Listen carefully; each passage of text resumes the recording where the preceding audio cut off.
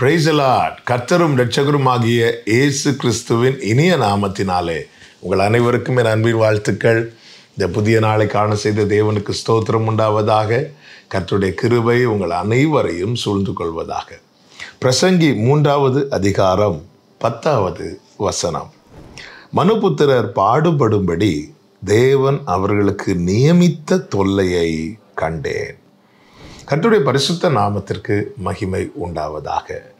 மனுபுத்திரர் பாடுபடும்படி தேவன் அவர்களுக்கு நியமித்த தொல்லை என்று சாலமோன் பிரசங்கியிலே சொல்லியிருக்கிறதை பார்க்க முடியும். 1 கொரிந்தியர் 10வது அதிகாரத்தில் சொல்லப்பட்டிருக்கிறது, மனுஷருக்கு நேரிடுகிற சோதனையே அல்லாமல் வேறே சோதனை உங்களுக்கு நேரிடவில்லை. அப்படி என்றால் ஒரு காரியம் தெளிவாய் தெரிகிறது. நம்முடைய வாழ்க்கையில் சில பாதைகளை, அது சற்று கடினமாக இருக்கலாம் அல்லது சோதனைகளின் பாதையாக இருக்கலாம், அதை தேவன் நியமித்திருக்கிறார். அது நமக்காகவே நியமிக்கப்பட்டது. பிதா எனக்கு கொடுத்த பாத்திரம் என்று சொல்லி அந்த வேதனையின் பாடுகளின் பாதையை இயேசு தெரிந்தெடுத்திருக்கிறார்.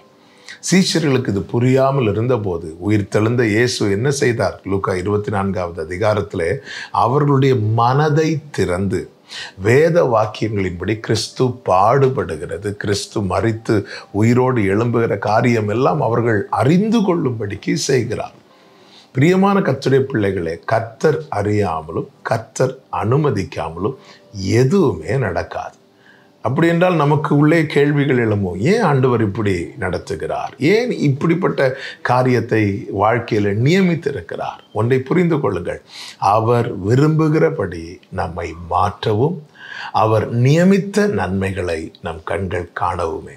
எனவே தான் 66வது சங்கீதத்திலே சங்கீதக்காரன் என்ன சொல்லுகிறார்? எங்களை வலையில் அகப்படுத்தினீர், மனுஷரை எங்கள் தலையின் மேல் ஏறி போக பண்ணினீர், எங்கள் இடுப்புகளின் மேல் பாரத்தை ஏற்றினீர், தீயையும் தண்ணீரையும் கடந்து வந்தோ, செழிப்பான இடத்திலே எங்களை கொண்டு வந்து விட்டீர். எனவே ஸ்தோத்திரத்தோடு முன் செல்லுங்கள். அவர் ஒருபோதும் தீமையை அல்ல நன்மையே செய்கிறவர். நம் கர்த்தர் நல்லவர். கர்த்தரை நம்புங்கள், விலகாதபடிக்கு எச்சரிக்கையாருங்கள். கர்த்தர் உங்களை ஆசீர்வதிப்பார். ஜெபிக்கலாமா?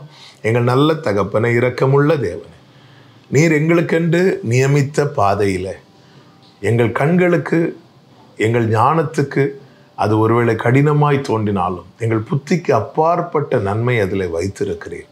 நாங்கள் ஸ்தோத்திரத்தோடு முன் செல்ல எங்களுக்கு கிருபை தாரும். இயேசுவின் நாமத்தில் பிதாவே, ஆமென்.